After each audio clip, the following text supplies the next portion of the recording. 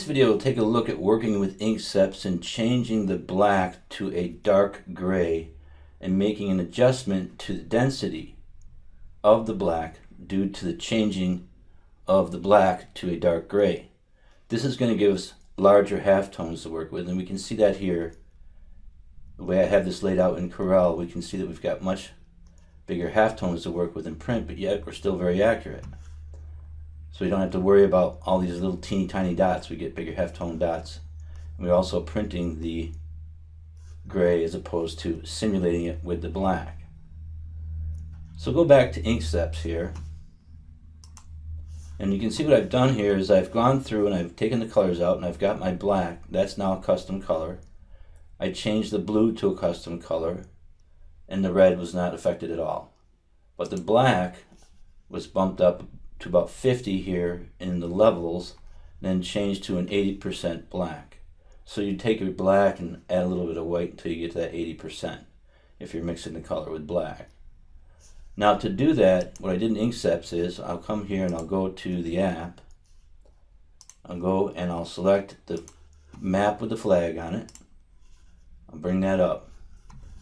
I'm going to delete the magenta, nothing there, blue, definitely cyan, there's some of that. I'm going to merge that to the blue. Then I'm going to change that to an azure. I'm going to check my original here. And I can see looking here and here, I'm a little bit too much in, the azure isn't quite the same as the blue here. So I'll go to the azure. I'll just bring in a little bit of blue here. And then I'll check that against the original. I'd say that's a good match. Go to the green, nothing there, delete that. Go to the yellow, nothing there, and delete that. And of course there's red. Go back to the black, and I'm going to bring this up to around 50. Just sliding it up to around 50, that's like 51, yeah. And we're going to go up here and bring this up to about 80 or 81 right there. So now that that's done, I can download the separations. Inkseps will package those. And I'll get my download. And I'll select OK. Now the file's been downloaded. I'll bring my CorelDRAW back up and I'll go to my Inkseps importer. By the way, you can download this for free. Under the downloads at inkseps.com, there's also a download for Photoshop importer actions. Go back to Corel here. Inkseps importer, bring that up, go to search, get my download from the downloads folder, open that, import and rip. I'm going to get those larger dots. Here I'm going to interlock just that custom gray. You can set your ink settings here for your output to your inkjet. I'll change my ripping to say 1500 here. If you want to set your dot gain, you can do that also if you've done your testing.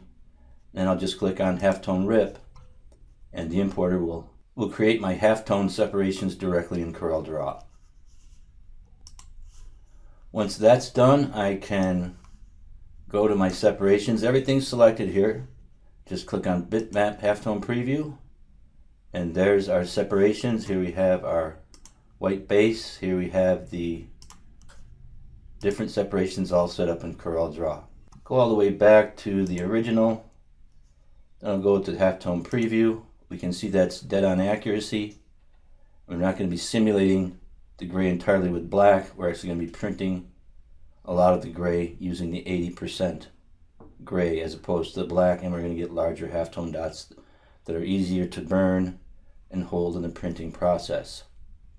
So that's how I'd go about using a gray in the place of the black when doing color separations through the Inkseps app and then bringing them into either CorelDRAW or Photoshop. Go ahead and wrap here and we'll see you in our next video.